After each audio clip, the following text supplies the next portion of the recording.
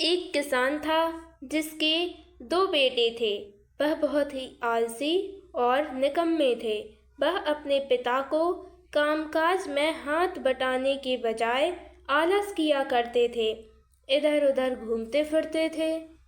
किसान को अपने बेटों की बहुत फिक्र थी।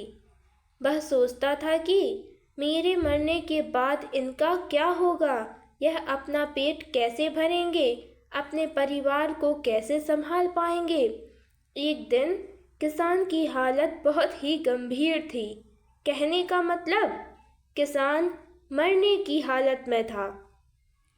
तभी किसान ने अपने बेटों को बुलाकर उनसे कहा कि हमारे खेत में एक खजाना गड़ा हुआ है, लेकिन वह किस जगह है उसकी जानकारी मुझे भी नहीं, लेकिन खोदने के बाद तुम्हें वो खजाना मिल जाएगा। इतना कहकर किसान भगवान को प्यारे हो गए। खजाने की खबर सुनकर दोनों बेटों के मन में लालच आ गया और वो खेतों पर चले गए और खेत को खोदने लगे। खजाने के लालच में कुछ ही दिनों में पूरे खेत को खोदने के बाद वह घर जाकर बैठ गए और अपने पिता को कोसने लगे। इसी तरह कुछ महीने बीत गए और वर्षा ऋतु का आगमन हुआ। किसान के बेटों के पास पेट भरने के लिए सिर्फ एक ही जरिया था, वो था खेती।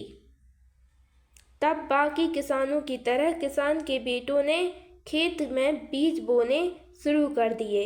वर्षा का पानी पाकर वह बीज अंकुरित हुए और देखते ही देखते खेत लहराने लगा।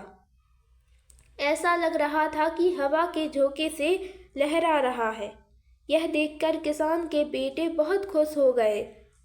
उनको समझ में आ गया कि परिश्रम ही सच्चा धन होता है और वो उसी तरह से अपने पिता के शब्दों का मोल भी समझ गए और अपने कामकाज में लग गए।